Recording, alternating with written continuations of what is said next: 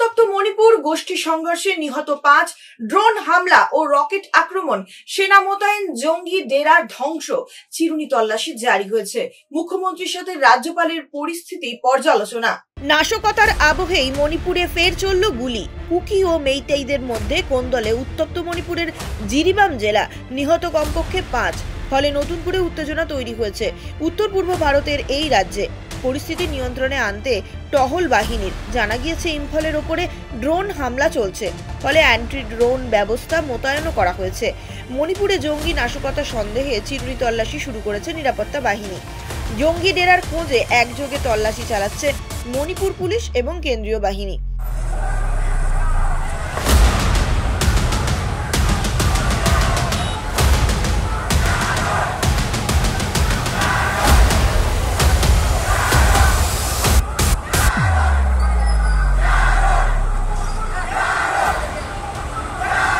ইতিমধ্যেই ধ্বংস করা হয়েছে জঙ্গিদের 3টি বাংকার।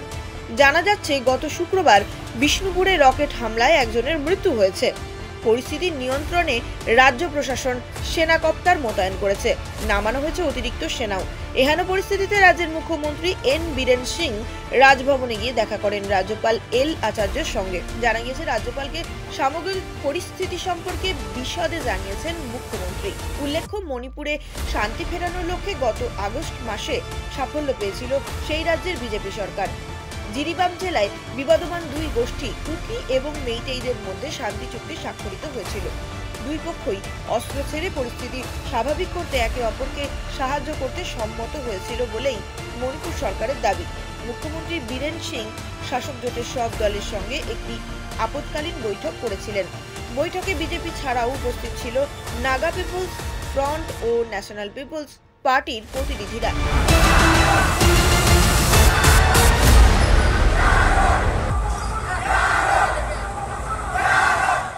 যে কোনো খবরের জন্য যোগাযোগ করুন 7099017330 এবং 7099017110 নম্বরে।